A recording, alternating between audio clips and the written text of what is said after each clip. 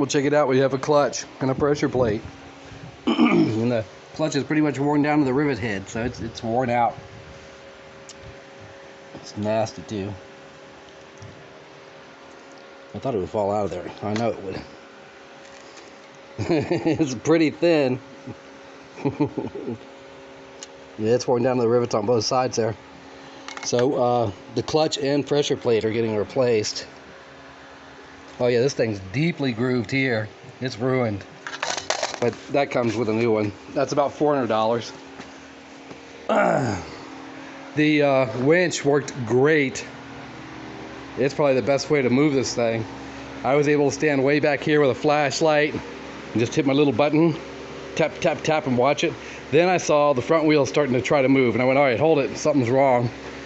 And I hadn't unhooked the high pressure line yet from the pump. Fortunately, I didn't bust anything. I just took the pressure off and pulled it off. I don't know how I missed that. It's even in the book. For some reason, I thought that was back here, and it is, but I thought it was here going that way, but it's not. It's going to the engine. So anyhow, the other thing I found was on this front drive shaft, this goes all the way to the differential up front.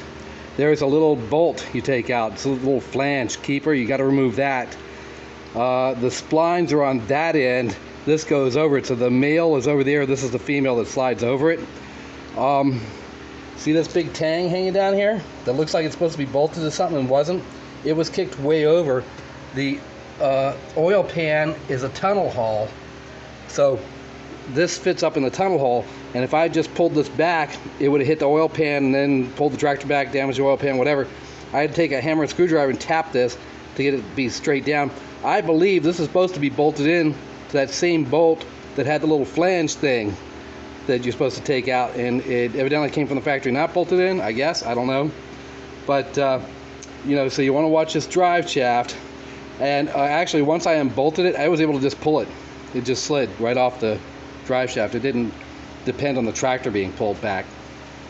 That's why once I had this out and I saw the front wheels moving, I thought this was hitting the oil pan. And I did some stuff. As a matter of fact, I think I lowered this to drop this out of the oil pan, and then this continued to move. That's when I started investigating and found, oh, I hadn't unhooked this yet.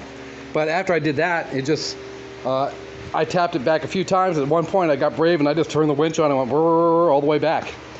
So that definitely was a way to do it.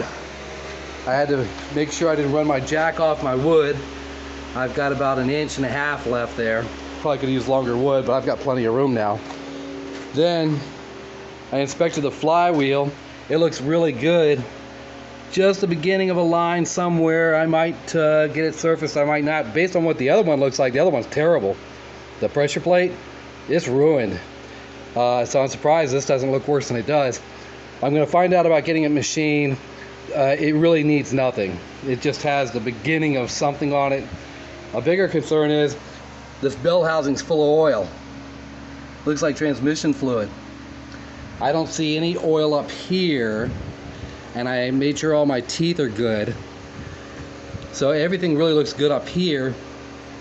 There's a pilot bearing up here that you can replace, and I probably will, so I'm probably gonna have to take all this off anyhow to do the pilot bearing, just because I got it apart. But there's a seal, of course, our throwout bearing. I ordered that with a clutch for $400. But behind all of that is a seal. You take these bolts out here and pull all this out. There's an O-ring and an oil seal. Obviously, they need to be replaced because you don't want oil in your bell housing, okay, getting all into your clutch. Did that help contribute to the clutch failing? I don't know.